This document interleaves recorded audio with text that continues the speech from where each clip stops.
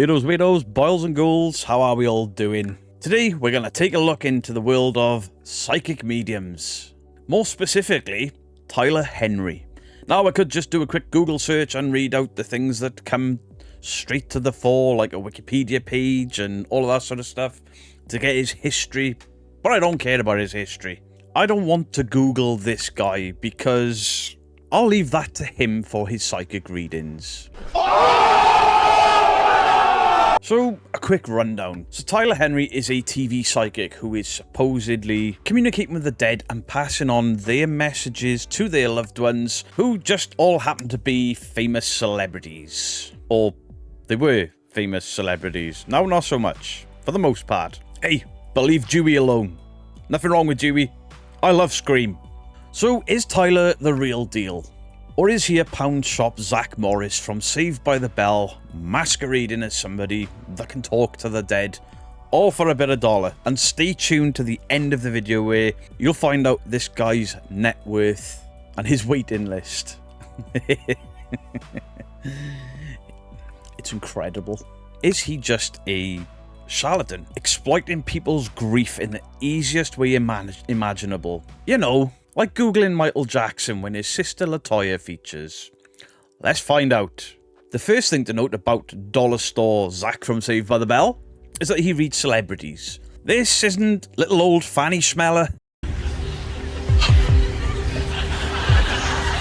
down at the bingo hall on a Thursday night trying to talk to a recently deceased husband, get a message from the other side. No. This isn't some working man's club with sticky carpets and still the stench of cigarettes nearly 20 years after smoking was banned indoors in the UK, with Barnum statements and cold reading and hot reading, and dare I say, a little bit of hard work is involved. No. We are talking about the likes of David Arquette and his family.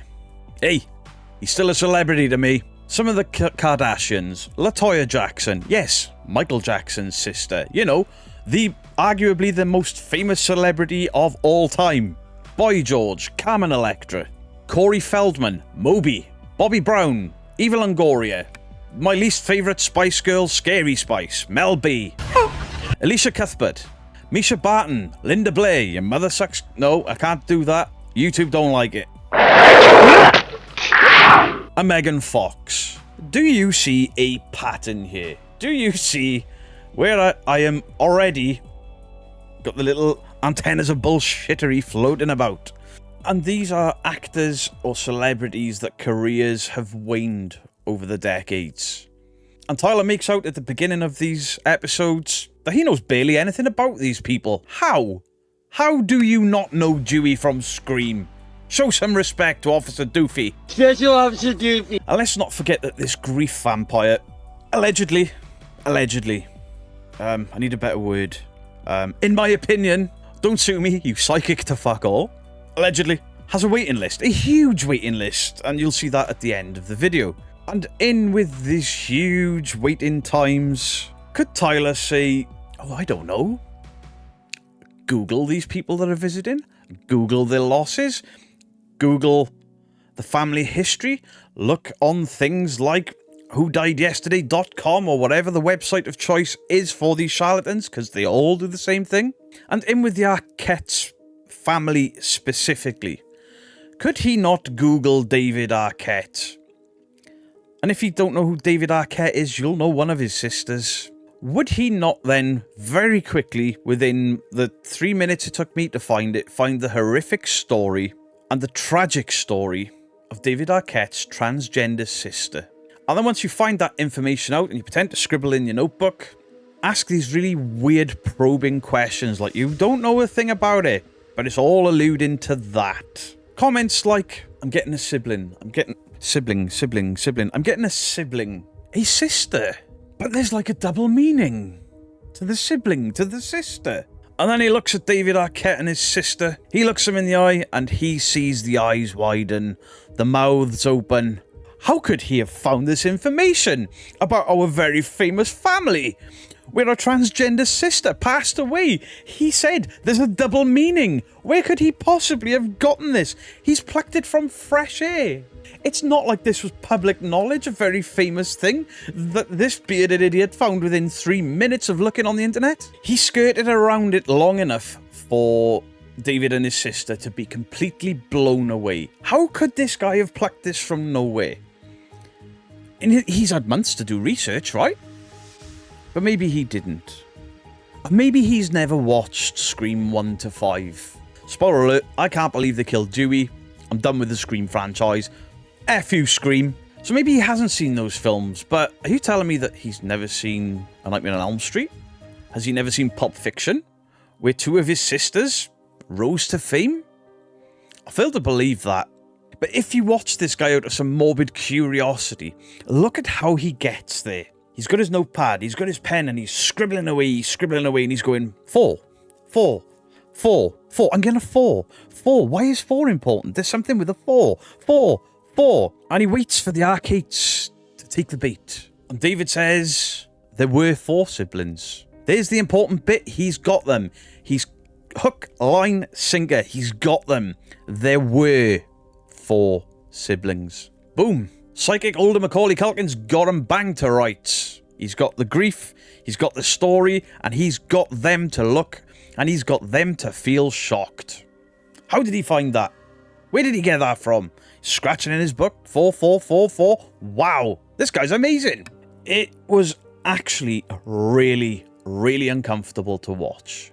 But nowhere near as uncomfortable as what he did to Corey Feldman. Now, again, how is this guy almost completely unaware of Corey Feldman? You know Corey Feldman, The Lost Boys, The Goonies, 2 of the greatest films ever made, and this guy is completely unaware. What did you do in your childhood? Did you not spend your Saturday morning in front of the TV watching Corey Feldman on an adventure with Corey Haim? That is going to come into play in a little tiny whiny bit. I mean, where the fuck has this guy been? No Lost Boys. No Goonies. It's a travesty. It's absolute bullshit is what it is, in my opinion. But he starts talking to Corey Feldman, who, for lack of a better term, has been struggling with his mental health very publicly for decades. Claims of some really horrible stuff in his past that was done to both him and Corey Haim. All very public. And this psychic leech is delving into the history, you know, and it's all really bad taste, especially when you consider Corey Feldman's mental health. He doesn't seem the most stable of people a lot of the time. And then this psychic medium starts saying, I need a glass of water. I feel like water. Water. I feel like water. Is it a drink of water? Who needs a glass of water?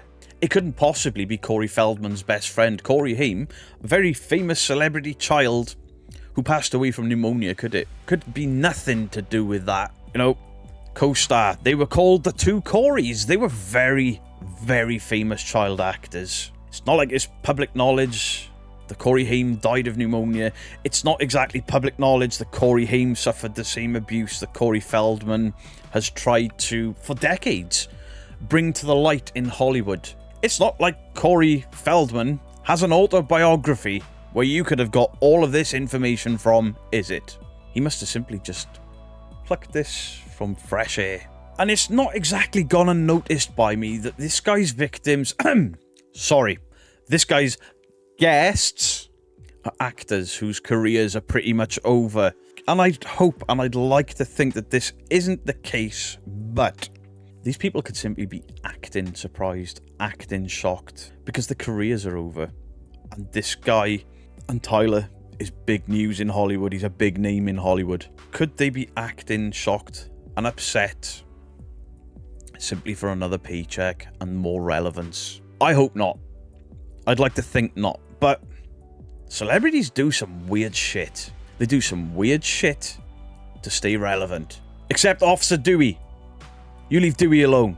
Now, I've never hidden the fact that I don't believe in psychic mediums. I'll often say things like, I'm open to have my mind changed, but I don't think there is. There are prize pots. out in the world where people can earn $500,000 to prove their superhuman abilities, and nobody has ever taken a single prize for it. You add to that the absolute decimation that Derren Brown did to a psychic medium. It was fantastic. He took him apart professionally. And then Danny Robbins obliterated 3 psychic mediums in a fake chocolate factory. It was fantastic. They obliterated frauds very publicly, very cleverly. We've seen these grief vampires on TV shows tell mothers of children that their child is not missing, they are dead. Only for the mother to die a year later, and then a few years again. The daughter is alive and well, and saw the whole thing unfold on TV whilst she was kidnapped. Or the psychic medium that told a news reporter that the little girl in the picture that the news reporter was holding is dead. Only for the news reporter to say, that's actually me. You have said that this child is talking to you from the afterlife. This picture is me. How does the psychic medium react with a professional storming off? Whilst I watch fake paranormal videos and debunk them, often shouting bullshit with no grounds to. Hey, that door repeatedly slamming in a hostel populated by a lot of people. It's clearly a ghost, damn it. And my accusations of frauds are completely unfounded. But with the channels that I debunk quite regularly, with those types of things, they are not going to the source of grief directly. They are not targeting a specific person, a specific upset, a specific form of grief to line their pockets. They're lining their pockets through grief in a way, or through entertainment, through lies, through fraudulent activity, but it's not directly going for grief and depression, desperation for financial gain. Not quite for financial gain. Not quite. They blanket conning people. Then you have the likes of Huff, Hope, and the rest of the ITC brigade. The con men for me that sit at the tippity top of my tree of woe. The worst of the worst.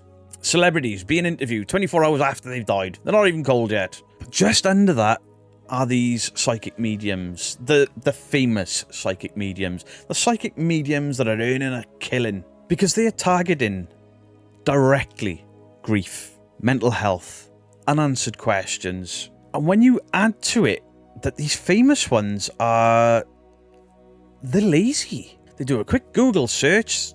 They'll memorize over the weeks in the build up to meeting these people. They'll memorize certain things. They'll work on their spiel, how to get to this point that they know exactly about, but they can't ever get too direct because it'll throw your guests off. Doing these psychic readings to these C-list celebrities, sometimes Z-list celebrities, it gives me the ick. Why does it give me the ick? Why is this that little bit worse than guys pretending that not haunted places are haunted? Why is it borderline as bad as Huff, Hope, ITC and all the rest of it? Because of good old Fanny Schmeller. I should have known that. You see, Fanny Schmeller watches this garbage. She believes this garbage. She believes it to a point where every Thursday she spends £20 in some shithole bingo hall, using what very little she has of her pension in the hope of a peaceful resolution to the dark hole that is her grief. And these charlatans and these grifters, they then have the right to say, where's the harm? I'm helping people. No, you're not. You're killing hope with a lie because you all get found out. Remember John Edwards? Oh, he's such a nice guy. So believable. So busted for using stooges, hidden microphones, wireless microphones, and green room waiting tricks to siphon information to line his greasy pockets with your tears. And even after being caught a few years ago, that guy tried to make a comeback. Now imagine, John Edwards has just been proved fake. But 3 weeks before he's caught faking, he's told dear old Fanny Schmeller that her recently deceased husband, Dick Schmeller, I'll never say her name again. was at peace. And he forgave her for always burning the toast. Burning the toast resonated with her, but he forgave her. There's a feeling of peace and hope and regained love and it has just been ripped off by these frauds being caught out like a cheap plaster on a barely dry wound. It'll destroy people. That's not on the people that have caught them out. That is on the lie in the first place. I can't believe in the year 2024 that these grief vampires are still relevant. And still in some cases, earn millions. Profiteering from grief, anxiety, sadness, loss, depression, mental health. Yet the skeptics are always the bad guys. And while I have injected some comedy into this, I want you to please listen to my message and what I have to say. A psychic medium doesn't give a fuck about you. They give a fuck about their bank account. Beardo, out.